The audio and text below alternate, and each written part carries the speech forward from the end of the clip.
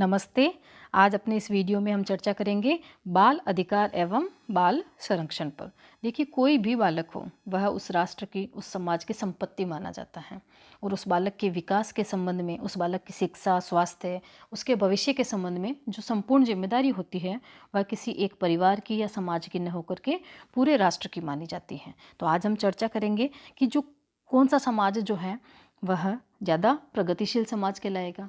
वही समाज प्रगतिशील समाज कहलाएगा जिसमें बालक जो है उसका समुचित विकास होता हो और उस विकास पर उसका परिवार ही नहीं संपूर्ण देश उसके साथ में खड़ा हो।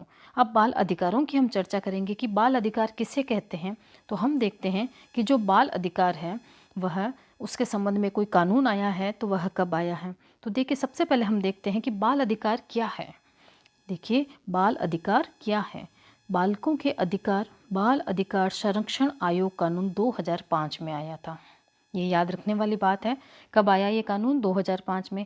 यह कानून क्या कहता है कि बाल अधिकार में बालक एवं बालिका के वे समस्त अधिकार शामिल हैं जो कि 20 नवंबर 1989 को संयुक्त राष्ट्र संघ के द्वारा बालकों के अधिवेशन जो किया गया था उसमें स्वीकार किए गए थे।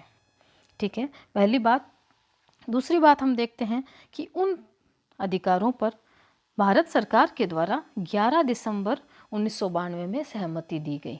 तो बाल अधिकार की परिभाषा हम देखें तो वह समस्त बाल अधिकार जो संयुक्त राष्ट्र संघ द्वारा 1979 को अपने बाल अधिवेशन में स्वीकार किए गए, जिन्हें भारत सरकार के द्वारा 3 साल बाद 11 दिसंबर 1992 को सहमति दी गई, उन्हें बाल अधिकार नाम दिया गया। यह सारी बात कहाँ लिखी गई है? यह जो हमारा बाल अधिकार संरक्षण आयोग कानून है जो 2005 में आया है वहाँ लिखी गई है। नेक्स्ट हम क्या देखते हैं? अब बात यह आती है, ये हमने उसकी बाल अधिकार की परिभाषा की, परंतु वह बाल अधिकार कौन से हैं जिनको संयुक्त राष्ट्र संघ के द्वारा बाल अधिकार घोषित किया गया है। तो देखिए, आगे बढ़ते हैं हम कि संयुक्त राष्ट्र संघ के द्वारा बाल अधिकार समझौते के तहत बच्चों को दिए गए 4 प्रकार के अधिकार हैं। कितने प्रकार के हैं? 4 प्रकार के अधिकार हैं जो बालकों को दिए हैं। किसने दिए हैं? संयुक्त राष्ट्र संघ के द्वारा दिए गए हैं। उन पर हम विस्तार से चर्चा करते हैं। तो देखिए, सबसे पहले जो अधिकार आता है वह है जीने का अधिकार। मोस्ट इम्पोर्टेंट है ये, जीने का अधिकार। बच्चों को जीने का अधिकार कब से माना जाता है? देखिए, जन्म से पूर्व ही ये अधिकार प्रारंभ हो जाता है। तो एक सामान्य कंसेप्ट बनाते हुए चलना है कि चारों अधिकार देख करके ये पूछा जा सकता है निम्नलिखित में से कौन सा जो अधिकार है वह जन्म से पूर्व प्रारंभ मान लिया जाता है। तो जन्म से पूर्व ही ये प्रारंभ हो जाता है जीने का अधिकार। अब जीने का जो अधिकार है यह दुनिया में आने से पहले ही प्रारंभ हो रहा है। इसके अंतर्गत और अन्य क्या चीज़ें शामिल हैं? तो देखिए, जीने के अधिकार में दुनिया में आने का अधिकार है, न्यूनतम स्वास्थ्य सेवाएं प्राप्त करने का अधिकार है, भोजन का, आवास का, वस्त्र का तथा सम्मान के साथ जीने का अधिकार भी शामिल है। ये हमारा एक अधिकार है, जीने का अधिकार, जो कि संयुक्त राष्ट्र संघ के द्वारा बच्चों को दिया गया है। दूसरे अधिकार की हम बात करें तो विकास का अधिकार है। देखिए, विकास में कौन कौन से विकास शामिल करेंगे हम? देखिए, बच्चों को भावनात्मक विकास, मानसिक तथा शारीरिक सभी प्रकार के विकास की बात यहाँ की गई है। देखिए, भावनात्मक विकास कब संभव होगा? जबकि अभिभावक है या जो संरक्षक है, जो बच्चे से संबंधित समाज, विद्यालय है या फिर हमारी जो सरकार है, सभी बच्चों की सही देखभाल करें, उनको अच्छा प्रेम दे, तो हम कहेंगे कि उसका भावनात्मक विकास संभव है। दूसरा विकास आता है उसका मानसिक विकास। तो देखिए, जो मानसिक विकास होता है बच्चे का वह उचित शिक्षा, और हम देखते हैं कि सीखने द्वारा। नेक्स्ट हम देखते हैं शारीरिक विकास उसका कब होगा? जब वह बच्चा, शारीरिक विकास उसका तब संभव है जब वो खेल कूद करेगा, मनोरंजन करेगा, उसको अच्छा पोषण मिलेगा, तभी संभव है। तो 2 अधिकार हमने यहाँ पर देखा, जीने का अधिकार और विकास का अधिकार। अब तीसरा अधिकार हम देखते हैं, वह है संरक्षण का अधिकार। मोस्ट इम्पोर्टेंट है क्योंकि बाल संरक्षण जो है वह टॉपिक भी सिलेबस में है, तो ये इम्पोर्टेंट बन जाता है। संरक्षण का अधिकार, संरक्षण से तात्पर्य क्या? किसी चीज़ से सुरक्षा। तो किससे सुरक्षा की आवश्यकता है बच्चे को? देखो, बच्चे को घर पर या फिर अन्यत्र किसी भी स्थान पर उसकी अगर उपेक्षा हो रही है, शोषण हो रही है या फिर कोई हिंसा हो रही है, उसके साथ उत्पीड़न हो रही है, इन सब से उसकी सुरक्षा करनी है, इन सब से उसका संरक्षण करना है। जैसे कि विकलांग बच्चे होते हैं ना, वो इस अधिकार के विशेष पात्र माने जाते हैं। उन्हें इन चीज़ों की अत्यधिक आवश्यकता होती है। प्राकृतिक आपदा की स्थिति में हम देखते हैं कि बच्चों को सबसे पहले सुरक्षा का अधिकार प्राप्त है। तो यहाँ हमने 3 अधिकार देखे, या फिर हम चौथा अधिकार लेंगे सहभागिता का अधिकार। देखिए यह 4 अधिकार है, इनका एक पोस्टर लगा हुआ है, आप इन्हें ध्यान से देखिए। हम आगे देखते हैं चौथा अधिकार। अब चौथा अधिकार बच्चे का कौन सा है? अब हम देखेंगे भागीदारी का या फिर सहभागिता का अधिकार। भागीदारी या फिर सहभागिता क्या होती है? भागीदारी, हिस्सा लेना किसी न किसी चीज़ में।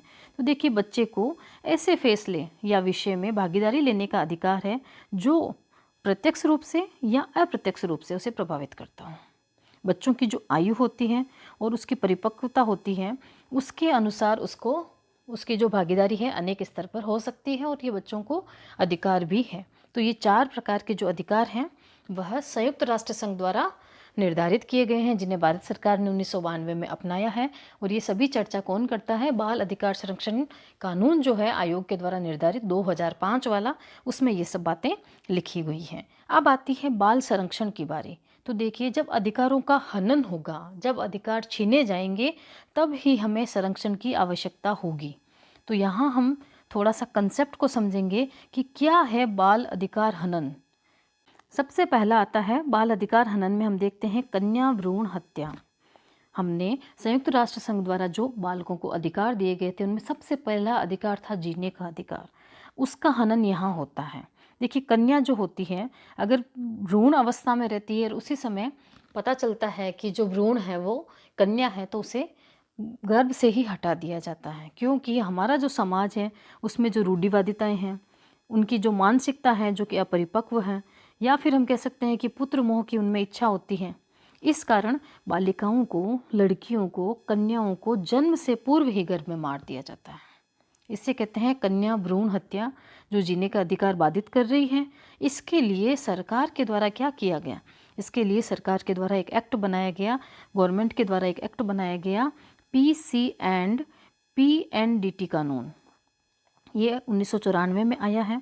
इसके तहत दोषियों के विरुद्ध कार्रवाई भी की जाती है, उन्हें दंड भी दिया जाता है, उनसे जुर्माना भी लिया जाता है।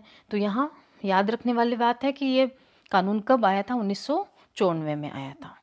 इसके लिए भारत सरकार के द्वारा योजना भी चलाई गई है जो बालिकाओं को संरक्षण प्रदान करती है, बेटी बचाओ बेटी पढ़ाओ योजना। ठीक है। दूसरी जो हम बाल अधिकार हनन की बात करते हैं वह दूसरा आता है बाल विवाह। देखिए बाल विवाह जो कुरीति है, बाल विवाह जो है वो क्यों होते हैं? अधिकांशतः ये ग्रामीण क्षेत्रों में होते हैं। इसमें क्या होता है कि जो माता पिता हैं उन या तो वो समुचित रूप से शिक्षित नहीं हैं या उनमें चेतना नहीं है। इनकी कमी के कारण क्या करते हैं? अधिकांशतः ग्रामीण क्षेत्रों में ये होते हैं बाल विवाह संपन्न। यह एक तरह की सामाजिक कुरीति है, इसमें बच्चों का विवाह कर दिया जाता है।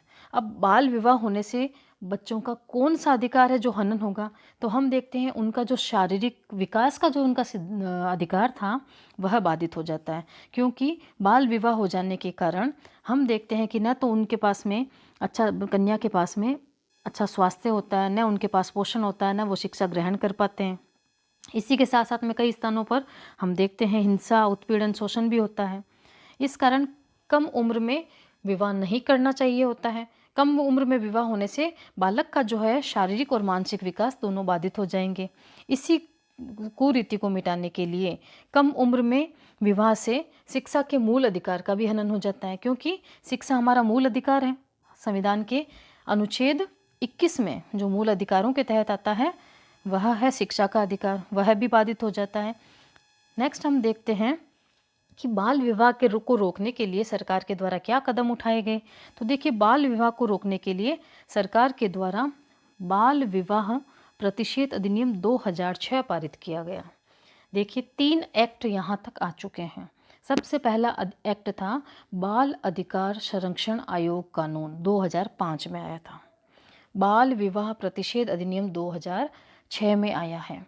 इससे पहले हमने कन्याओं की जो भ्रूण में हत्या हो जाती है उसके संबंध में जो PNDT कानून था वो आया था 1994 में। 3 पर हमने चर्चा की है। इनको आप जिनको अंडरलाइन किया गया उनको आप एक कॉपी में राइट डाउन कीजिए ताकि आप उन्हें बाद में रिवाइज कर सकें। नेक्स्ट फैक्ट आता है बाल श्रम। जो बाल अधिकार हनन की बात कर रहे हैं वह है बाल श्रम।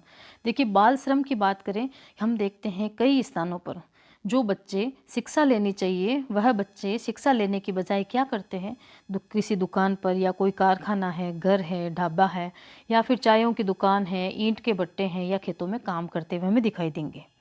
यह जो उनके लगातार काम करने के कारण उनका शोषण हो रहा है। तात्पर्य यह है कि अगर कोई बच्चा 18 वर्ष से कम उम्र का है और वह किसी अन्यत्र स्थान पर शिक्षा ग्रहण करने के बजाय कार्य करता है तो उस पर एक एक्ट बनाया है सरकार के द्वारा, उसे रोकने का प्रयास किया गया है। एक्ट का नाम है किशोर न्याय बालकों की देखरेख के लिए अधिनियम आया है, 2000 के अंदर आया है, उन पर कार्यवाही की जाएगी। ठीक है, अगला आता है बाल यौन हिंसा। यह एक बहुत बड़ी समस्या है। भारत सरकार द्वारा 18 वर्ष से कम उम्र के बच्चों के साथ होने वाली यौन हिंसा की रोकथाम के लिए क्या किया गया, लैंगिक अपराधों से बालकों का संरक्षण अधिनियम 2012 पारित किया गया। मोस्ट इम्पॉर्टेंट है ये लैंगिक अपराध, तत्कालीन बहुत मेजर समस्या है ये लैंगिक अपराध। इस पर एक्ट बना है जो 2012 में ही बन चुका है। कौन सा? लैंगिक अपराधों से बालकों का संरक्षण अधिनियम 2012। अगला फैक्ट और इम्पोर्टेंट फैक्ट आता है बाल तस्करी।